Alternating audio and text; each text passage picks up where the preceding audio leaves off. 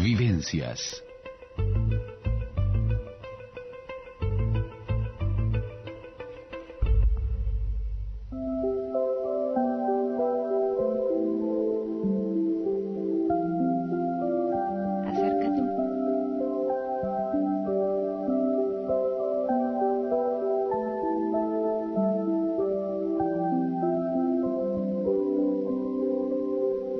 Bienvenidos a Vivencias. En breves instantes estaremos dialogando con la escritora Marisa Vieites, que hoy nos viene a presentar su nuevo libro, El poder del símbolo, publicado por Editorial Fin de Siglo.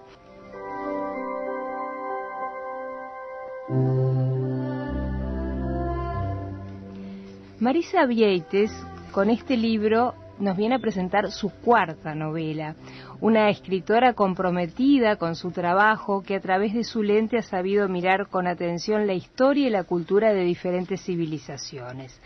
Como escritora incursiona en la producción literaria a través de la novela para llevarnos por el camino de la reflexión, despertando así nuestra conciencia a la realidad en la que estamos inmersos o permitiéndonos un viaje al mundo de las ilusiones o una profunda también reflexión sobre el universo de las palabras.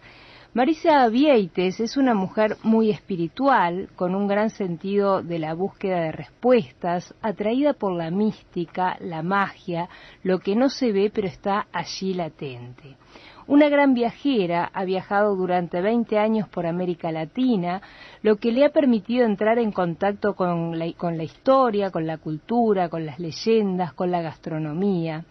Y preocupada por conocer más sobre la simbología alquímica y templaria, comenzó a visitar Europa, donde descubrió historias, leyendas e inmensas catedrales que han servido como fuente de inspiración en su trabajo.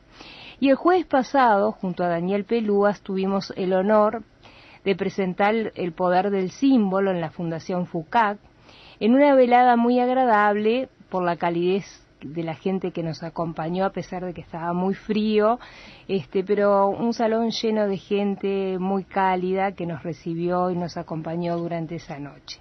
Sus novelas anteriores, El león de Caprera, Las voces del pasado, La palabra perdida y ahora El poder del símbolo, tienen un hilo conductor que es la búsqueda del conocimiento con ojos bien abiertos, donde hay una permanente búsqueda de mundos invisibles, en los que entra en contacto fácilmente con el lector porque sabe jugar con el tiempo, traspasa las linealidades y nos ubica confortablemente en el lugar donde quiere desarrollar Marisa el relato. Los personajes también vuelan al ritmo de su pluma, generando una simbiosis muy fluida con el lector. El poder del símbolo es un libro que intenta sacarnos esos velos que nos impiden ver, acercarnos al conocimiento, y varios personajes a lo largo del libro señalan en reiteradas oportunidades que no basta con ver, hay que ser vidente. Un libro que a Marisa le ha llevado 5 años de investigación, de búsqueda de información, en el que ha recogido esa experiencia que les contaba a través de los viajes para luego transformarla en una novela en la que la ficción, alimenta constantemente al relato. Y voy a compartir un fragmento de esa novela en la que uno de sus personajes, Aurora Signorelli, dice: cada símbolo en sí mismo un microcosmos. Su lenguaje no se aprende, se redescubre, sin importar dónde ni cuándo aparezca. Si la persona está preparada, podrá reconocerlo. Siempre será un recurso valioso para el desarrollo personal, para contactarnos con el universo, explica Aurora Signorelli. Es un relato muy ágil, esta novela, en la que la autora nos traslada a Florencia, una Florencia del siglo XIV, y a través de su lente nos permite ver datos que nos maravillan, donde la ficción también es parte de esta historia, en donde Donato e Isabela cabalgan en pleno siglo XIV, se esconden en monasterios, en busca de develar misterios, y ocurren en el camino acontecimientos desgarradores, en los que Marisa nos permite presenciar hechos brutales pero descritos con realismo y a su vez con un alto valor simbólico, donde los personajes intentan sobrevivir, sobrepasar los obstáculos y continuar en busca de la luz. Y en esta parte de la novela, como en otras, el amor se cuela sutilmente, pero sobre todo en este capítulo. Otros dos protagonistas de esta novela, Aurora Signorelli y Conrado Strass, descubrirán que no existen casualidades sino causalidades, al mismo tiempo que nos permitirán descubrir pisos en forma de damero, uróboros, la serpiente que devora la cola, rosas, rosetones, mensajes encriptados, códigos secretos, mapas, gospel, el castillo Pitamilio lleno de símbolos alquímicos y templarios en un estilo medieval y renacentista. El poder del símbolo, un libro que nos transporta en el tiempo, que nos permite descubrir los símbolos que nos rodean a través de la arquitectura, como les decía, a través de esos mensajes velados, esos códigos secretos que están en la Biblia, en los mapas, y nos acerca a un mundo alquímico, invisible, en el que la búsqueda espiritual para hallar la luz es permanente y así poder abrir las puertas del conocimiento en el eterno aprendizaje a través de la vida. Por último, voy a compartir un proverbio que dice que las mujeres libres llevan un sol en la cara y una luna en el corazón. Y así es Marisa, una libre pensadora que a través del estudio e investigación llega a los temas que aborda con interés, con un toque creativo, místico, que envuelve al lector en la trama y lo compromete con ella a tal punto que luego de leer sus libros, y esto es una apreciación muy personal, a uno le genera la inquietud de visitar irrefrenablemente el lugar que ella describe.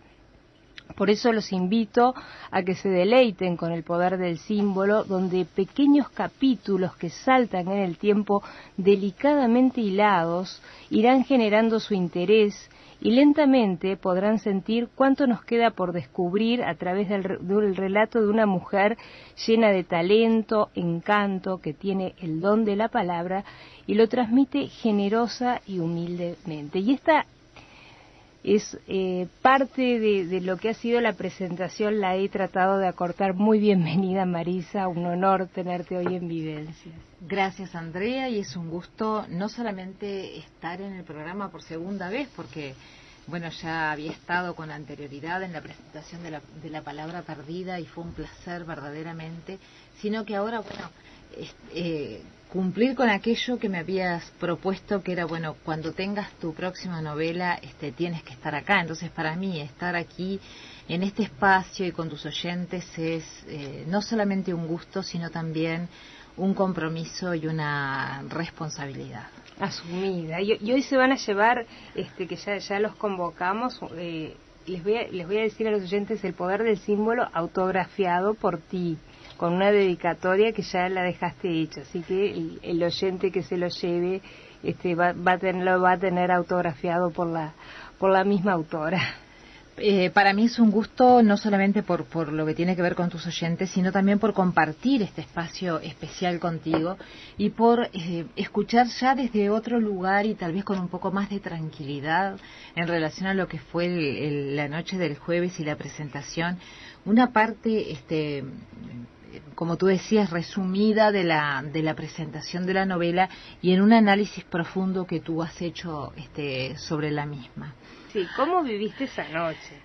Bueno, lo viví un poco como lo planteé cuando me tocó hablar, que fue con un agradecimiento profundo a quienes pudieron estar y también a quienes por una razón u otra no pudieron estar, porque digo, hubo mucha gente que hasta último momento estuvo mandando mensajes y disculpándose, pero estaba también todas aquellas personas que nos acompañaban, que llegaron 5 o 10 minutos antes de la hora convocada, que como tú decías, una noche helada donde no andaba nadie en Montevideo y sin embargo, bueno, estábamos rodeados, porque también estaba Daniel, de personas sumamente cálidas que, y en particular, si hablo desde mi experiencia, tuvieron la tremenda gentileza no solo de acompañarme, sino de hacerme sentir que estaban ahí.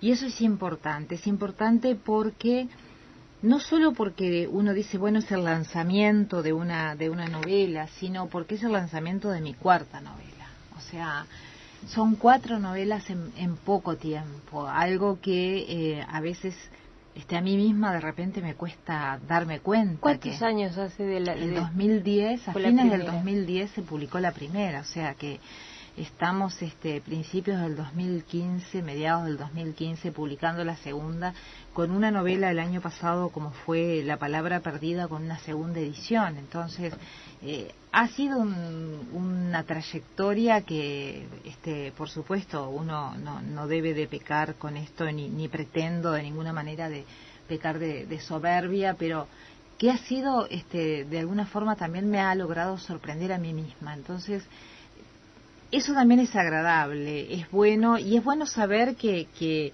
para la presentación también vino gente de diferentes lugares, y eso hay que agradecerlo. O sea, uno a veces dice, bueno, sí hubo gente que se trasladó en Montevideo, pero hubo gente que vino de otros lugares, que vino del interior del país, que se tomó un ómnibus para venir a la presentación, y eso, así sean 3, 4 personas, que fue lo que ocurrió, es algo muy especial y que uno debe de reconocerlo. Hubo personas en concreto que vinieron de Durazno, de Canelones, de San José, o sea, y es el hacer el esfuerzo en estos tiempos en que vivimos, en pleno invierno, de tomarse un ómnibus y de que yo le preguntara a esas personas, bueno, ¿te vas a quedar en Montevideo? No, yo ya me tomo el ómnibus para ir, me vine solo a la presentación. Era una noche muy cruel, fue una noche muy cruel como todas estas. Entonces uno dice, bueno, caramba, se va haciendo camino al andar, ¿no? Claro. O sea, es esa cosa que el proyecto va tomando su forma, ya deja de ser un simple proyecto iniciado en algún momento para hacer algo que tiene ya una forma, que tiene y que tiene sus seguidores. Ya tiene, eso, claro, eso es importante. Y eso es importante, sin ningún lugar a dudas. Esto lo hemos hablado, pero capaz que algún oyente es la primera vez que te está escuchando. ¿Cómo surge esa pasión por la escritura? Yo podría contestarte lo que ya he contestado en otras oportunidades, pero tú sabes que a partir de esto que ocurrió el jueves, he estado pensando también qué pasa conmigo y con la escritura. O sea, sí, la escritura nace como un proyecto muy personal, un proyecto para el futuro en mi vida, porque yo soy una persona que cree que los proyectos importantes son de largo plazo y que todo va paso a paso, que cada cosa se da en el momento en que se tiene que dar, no es ni un minuto antes ni uno después, sino en el preciso momento, en el momento justo que tiene que ocurrir. Pero también ahora, y mirando esto de 4 novelas, me puse a pensar, bueno, ¿qué es en el fondo la escritura para mí? Y entonces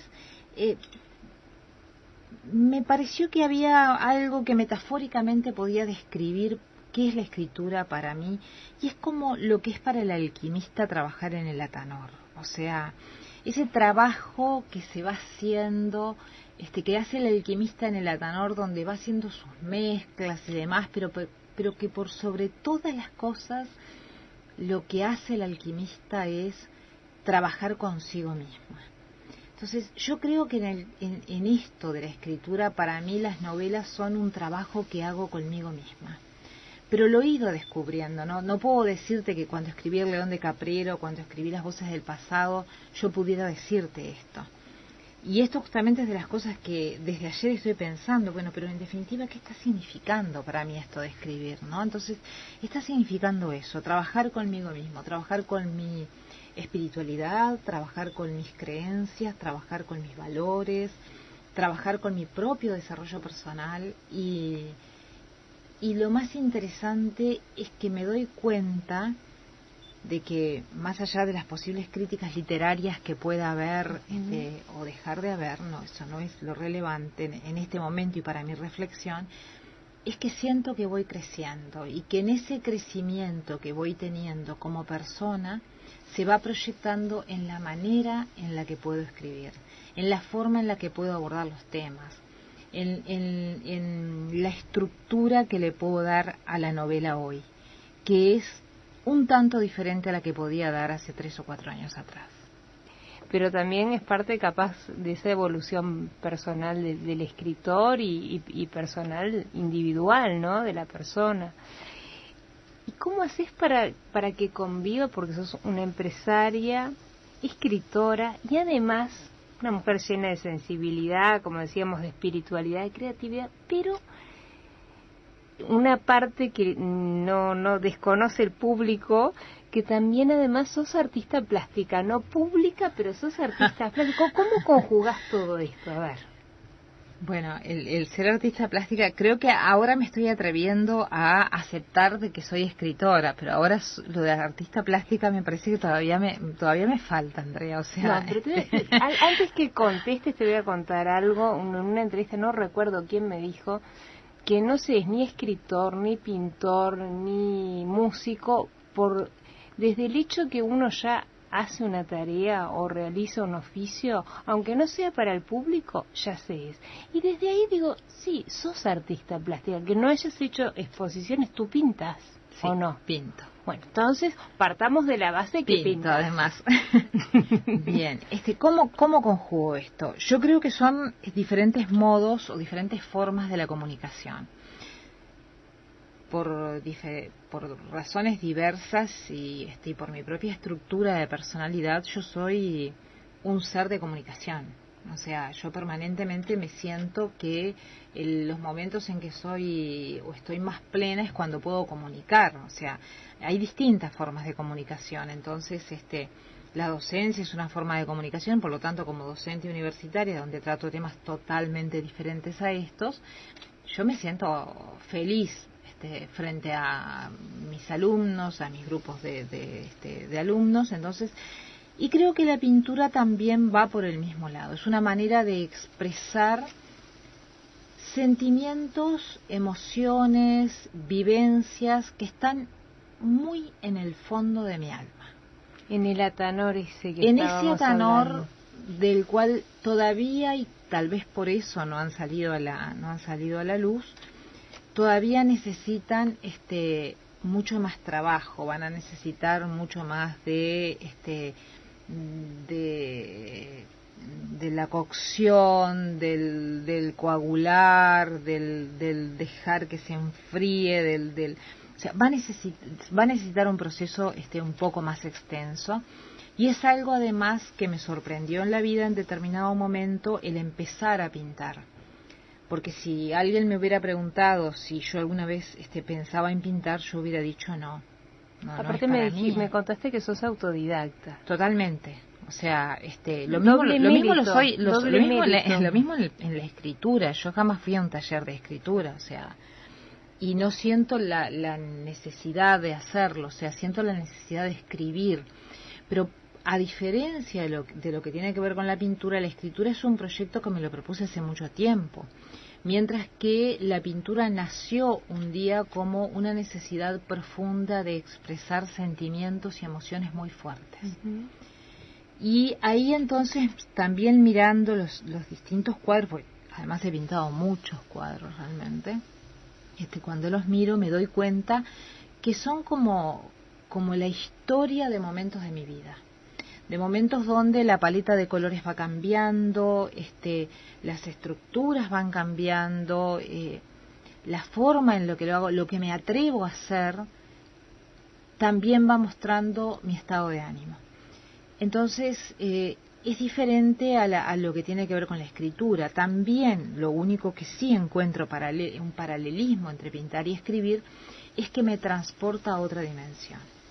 Pintar me transporta a una dimensión absolutamente distinta a lo que puede ser la dimensión de cuando estoy en el mundo del trabajo o en el mundo profesional, y me pasa exactamente lo mismo con escribir. O sea, yo me transporto a una dimensión donde los personajes me hablan, hablo con los personajes, veo a los personajes, veo los lugares, presencio las situaciones, o sea, estoy en ese ambiente. Y creo que tal vez eso es lo que me ha cautivado también de lo que tiene que ver con pintar, que bueno, es un proceso que me llevará muchísimo más tiempo. Te invito a hacer la primera pausa y continuamos dialogando.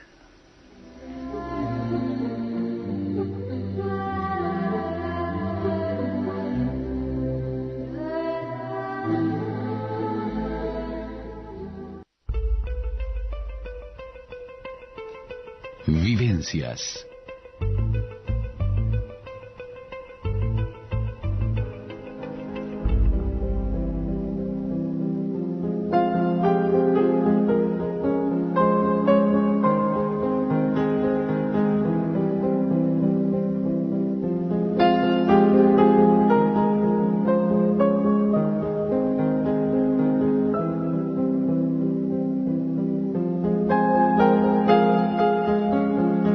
Continuamos en Vivencias en CX30 Radio Nacional dialogando con la escritora Marisa Vieites sobre su última novela El poder del símbolo, publicada por Editorial Fin de Siglo.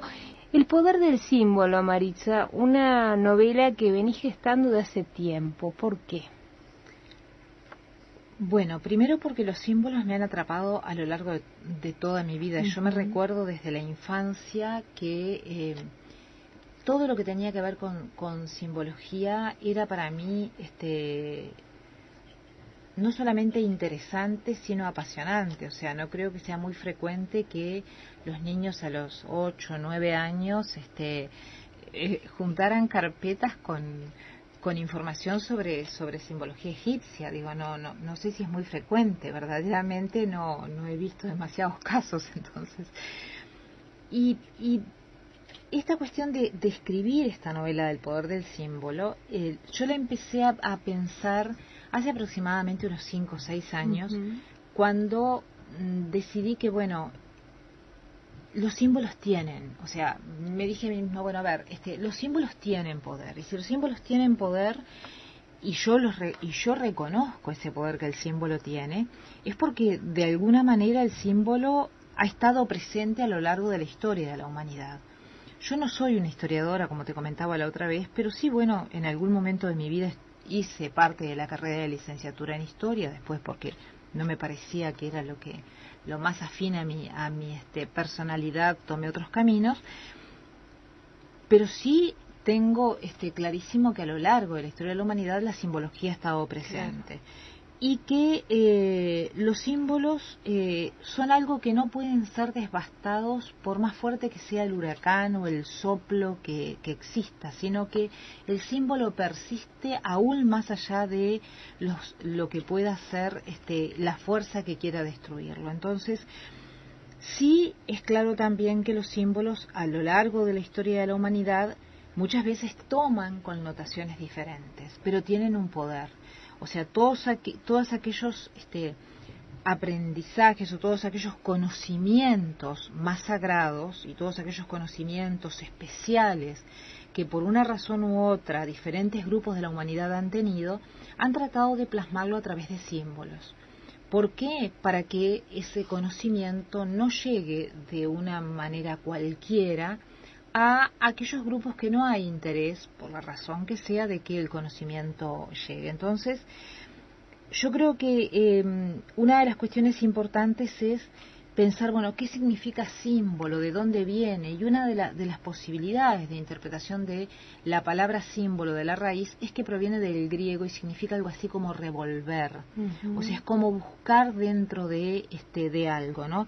Y en ese revolver sugiere entonces que los símbolos esconden, velan determinada información. Y esa información es conocimiento. Y tú decías hoy que a lo largo de mis novelas hay un hilo conductor que es la búsqueda del conocimiento. Y yo creo que soy una persona realmente que en diferentes esferas de mi vida busco siempre el conocimiento. Para la humanidad que ha creado símbolos, lo ha hecho siempre buscando transmitir determinadas verdades. Esas verdades puede que sean verdades que se mantienen como tal a lo largo de la historia de la humanidad, o puede que no.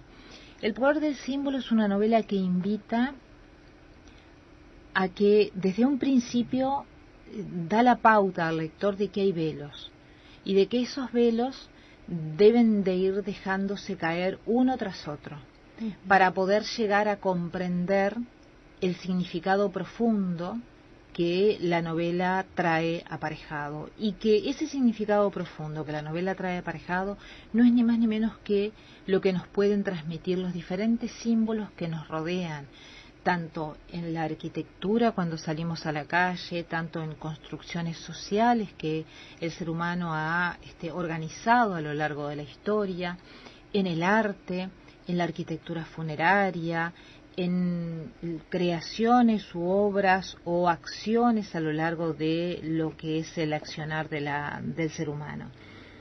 Y también creo que los símbolos, de la misma manera que te digo que para mí me han llegado desde siempre, creo que los símbolos nos llegan en el momento más inesperado, nos arrebatan de alguna forma la ignorancia y nos dejan como enfrentados a una nueva realidad, casi como desnudos de conocimiento frente a una realidad y frente a un mensaje. Y en ese arrebatarnos el conocimiento que teníamos hasta el momento, nos exponen a nuevas experiencias. Esas experiencias que son las que nos ayudan a construir una nueva realidad, una nueva verdad. Y por eso también el poder del símbolo es una novela donde también se hace alguna alusión a lo que tiene que ver con el pensamiento hermético y lo que tiene que ver con los principios herméticos, y que sobre todo ese primero de los principios, sí, que todo es mente. Nosotros somos un espacio mental, vivimos en una creación mental que a veces podemos cambiar cuando nos lo proponemos y cuando nos esforzamos realmente por hacerlo, pero por sobre todas las cosas todo está primero en nuestra mente y después recién está en el afuera. Es muy profundo lo que estás diciendo, y en esta novela que además hay ficción, pero también se mezclan hechos históricos que quizás para muchos de los lectores sean totalmente desconocidos o conozcan parte de esos hechos que están muy tomados muy sutilmente. ¿Por qué decidiste recurrir a esos hechos que señalás y personajes de la historia como Pío IX, Pío II, Juan Pablo II? Esas perlitas que hay en el libro, ¿no? Bien, la novela tiene, como tú bien dices, una serie de personajes. Algunos son personajes de ficción, como lo es, por ejemplo, Aurora Signorelli, Conrado Estrace, Anastasia, pero son personajes muy queribles, de alguna forma, porque Isabela, Donato, porque cada uno de ellos cumple un rol, cumple una función. Pero también como novela, tomé una decisión que fue, veamos, si estamos hablando de símbolos, hay determinadas situaciones, se han dado determinadas situaciones en este pequeño país, tan al sur de la América Latina, que por lo menos, si no son situaciones inquietantes en el buen sentido, son situaciones que uno debería de planteárselas y preguntarse por qué. O sea, ¿cómo es posible que este país haya recibido a quien después fue Pío XII, o haya recibido a Pío IX, por 2 veces a Juan Pablo II?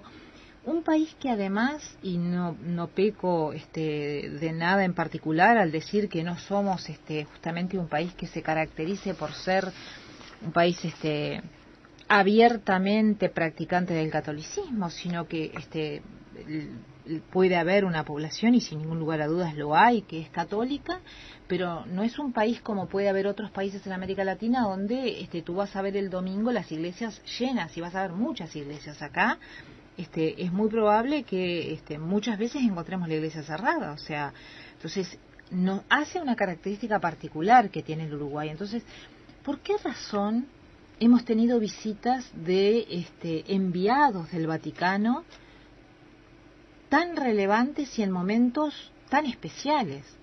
Porque, por ejemplo, en el caso de Pío XII, que fue Eugenio Pacelli, visita Montevideo en el año 1934.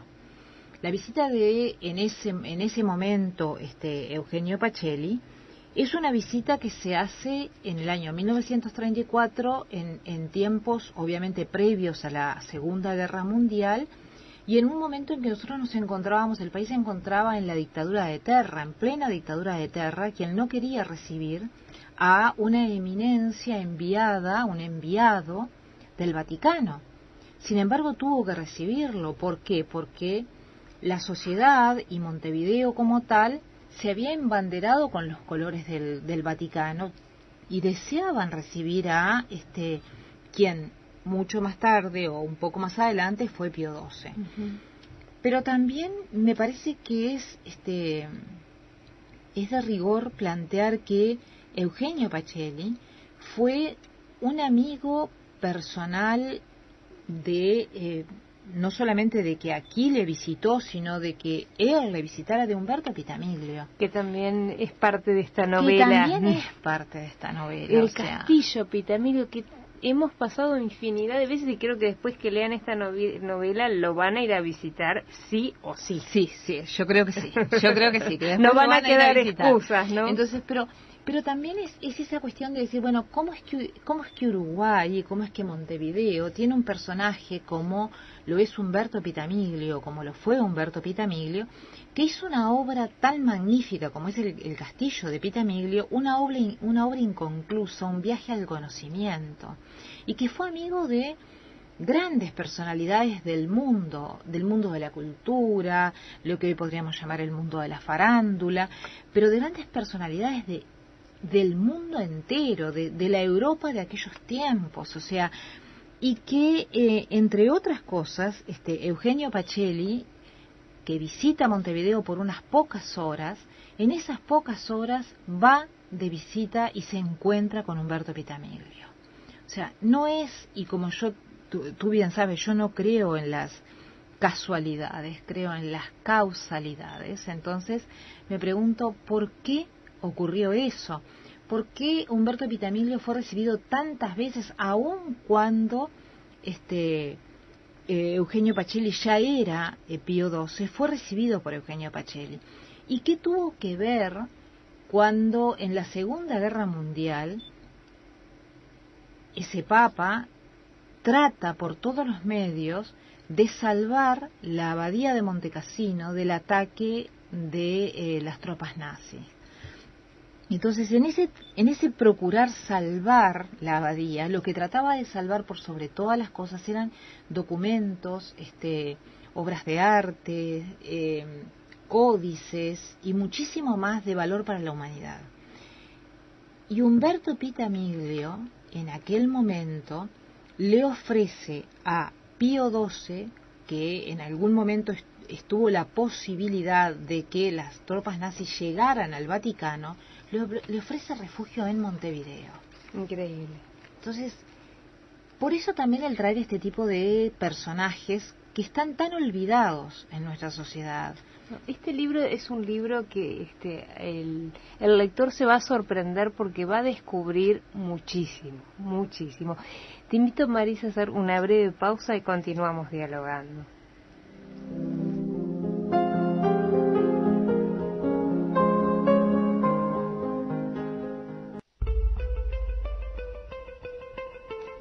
Vivencias.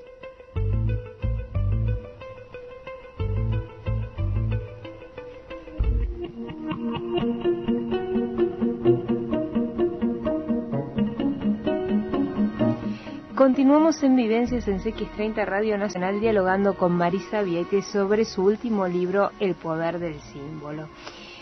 Un libro de capítulos cortos que están sutilmente hilados. ¿Por qué decidiste, antes de entrar a seguir hablando de simbología, hilarlo o hacerlo de esta forma, Marisa? Bueno, ¿por qué lo estructuraste así? Esa es la pregunta. En general mis novelas prefiero estructurarlas en capítulos cortos porque creo que la gente tiene como poco tiempo para capítulos demasiado extensos de repente. Entonces prefiero siempre tal vez por un estilo de escritura de capítulos que cierran en sí mismos, y siempre me lo imagino, si quieres metafóricamente, como un collar de perlas, en donde cada capítulo es una perla que construye ese collar. Entonces, los capítulos son cortos, es verdad, pero cada uno cuenta como una parte de la historia, ¿no? Y podrías leerlo o empezar a leerlo por cualquier parte y entenderías de alguna manera, no te resultaría imposible entender de qué se trata. Porque se trata del mismo collar. Porque se trata del mismo collar, exactamente. Y por otra parte, la otra cuestión que me gusta hacer es el trabajar con los saltos temporales. Esto de trabajar con saltos temporales es un poco riesgoso, ya lo has hecho, ¿no? con otros libros. Ya lo he hecho con otros. Y lo comencé realmente ya en El León de Caprera comencé con los saltos temporales y también lo hice con La Palabra Perdida. Pero me gusta hacerlo porque me permite jugar con algo que es de dónde venimos. O sea, nosotros como país donde, como decía el otro día, nietos o bisnietos de inmigrantes, nosotros traemos en nuestra familia, si tenemos en mensajes, en la gastronomía, en lo que decimos, en nuestras expresiones y demás, traemos la esencia de dónde venimos. Entonces, el poder hacer capítulos cortos y a su vez trabajarlo con saltos temporales me permite poder irme en este caso concretamente del Poder del Símbolo, a una Florencia del siglo XIV y sin ningún problema en el capítulo siguiente estar en Montevideo en el siglo XXI o estar en Florencia en el siglo XXI. O sea, o estar en el Vaticano, o estar reflexionando sobre la ciudad de San José, o estar reflexionando sobre Villa Soriano. Claro. O sea, y puedo mezclar todo en esa especie de rompecabezas que vas armando en la novela. Todo tiene una cabida y tiene un lugar en esta forma de hacerlo. Y capaz también parte de descubrir con estos símbolos y estos cambios temporales, esos orígenes y conexiones, como decías tú, ancestrales y culturales que son bien nuestras, ¿no? Que son absolutamente nuestras y que nos permiten eso, nos permiten ver también nuestras conexiones con el pasado. Y yo te voy a confesar algo que te lo decía fuera de micrófonos. Cuando antes de leer el libro miro la contratapa y simbología funeraria y me chocó mucho aquello. Dije, ay, ¿con qué me iré a encontrar? Pero cuando entro en el capítulo, y es una escena que yo la relato con mucho cariño, y Aurora Signorelli, un personaje ya adoptado en tus novelas, toman contacto con un anciano en el cementerio central de Montevideo. Es increíble el diálogo que se genera y cómo la descripción, que es una tarde otoñal que da ganas de ir y sentarse allí, ya nomás cómo describís esos cipreses, y te dejo que sigas hablando tú, pero... Bien, para mí la arquitectura funeraria, creo que no estamos del todo acostumbrados a visitar cementerios en nuestra cultura. En otros países sí he tenido la oportunidad de verlo. La gente va a pasear a los cementerios. Todavía nosotros estamos recién iniciándonos en eso. Hace relativamente poco tiempo que se hacen visitas a cementerios, en el Día de la Mujer o en alguna fecha en particular. A mí los cementerios me han apasionado siempre.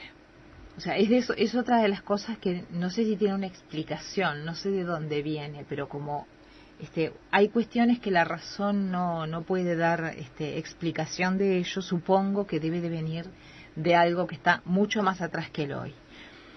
Entonces, en esta cuestión de visitar cementerios a lo largo de diferentes momentos de mi vida y en diferentes lugares, diferentes países, diferentes ciudades, he comprendido algo, he entendido algo, y es que la cultura de un país y la cultura de una ciudad, tú la podés analizar a través de la arquitectura funeraria. El arte funerario no es algo hecho al azar. El arte funerario es algo creado, y sobre todo, si nos retrotraemos en el caso específicamente de nuestro país al siglo XIX, esencialmente, para expresar creencias, sentimientos, emociones, valores y dejar simbología para quien pueda verla.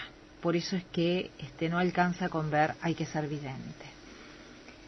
Me pasó en la presentación, por ejemplo, de la novela anterior, de La palabra perdida, de que entre las cosas que me invitaron, como también habla sobre simbología y demás, de que hiciera una visita a un cementerio en Mercedes, y voy y me encuentro con que había un montón de gente que quería entender sobre... Yo era la primera vez que iba al cementerio de Mercedes, pero bueno, me encontré con un montón de gente y me pude dar cuenta de que ya vemos muchas personas que nos interesamos por comprender más de la esencia.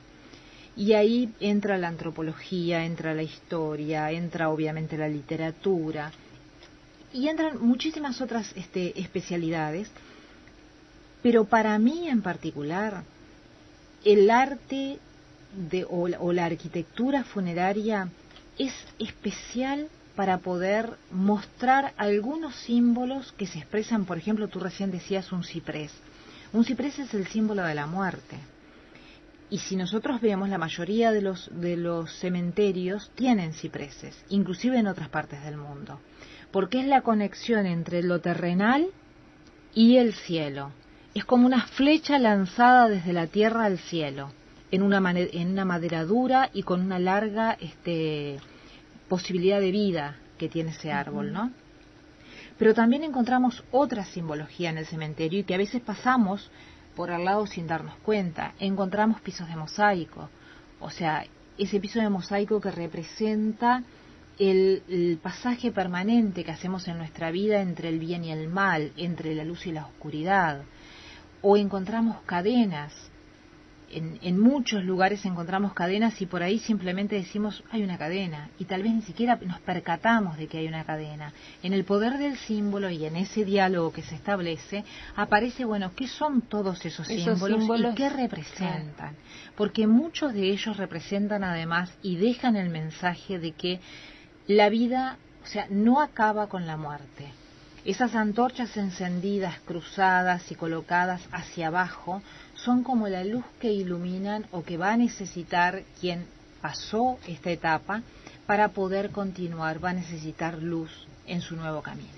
Te invito, Marisa, a hacer la última pausa y continuamos dialogando.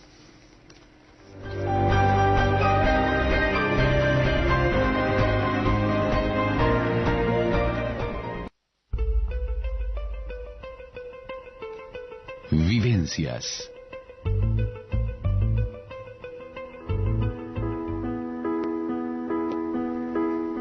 Continuamos en Vivencias en CX30 Radio Nacional, dialogando con la escritora Marisa Vieites sobre su última novela, El poder del símbolo. Y ahora te invito, Marisa, a jugar a un breve ping-pong de preguntas y respuestas, pero esta vez va a ser sobre tu novela. Una novela que nos invita a ¿qué? Yo creo que nos invita a pensar en la iniciación, y que la iniciación se busca fundamentalmente dentro de uno mismo, en el fondo que es insondable y donde está el conocimiento. El símbolo nos permite descubrir. Nuevamente volvemos a conocimientos. La arquitectura, testigo y portavoz de cultura. La simbología alquímica, ¿qué nos acerca? A un saber profundo y milenario. La simbología templaria, ¿qué nos acerca?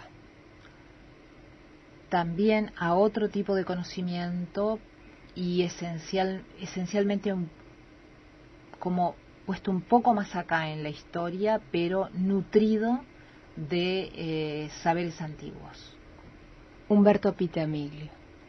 Umberto Pitamiglio, uno de los mayores alquimistas que ha tenido el Uruguay, y ahí me permitiría decir una frase que está planteada como acuñada por él, que dice así: el cuerpo muere, el espíritu sube al cielo y el alma queda en casa. Uroboros, uno de los símbolos más antiguos de los que trata la novela y que tiene que ver con la continuidad. ¿Cómo definirías el espíritu? Como la esencia que hace a cada una de las personas. Y brevemente, para terminar, ¿de qué se trata entonces este poder del símbolo?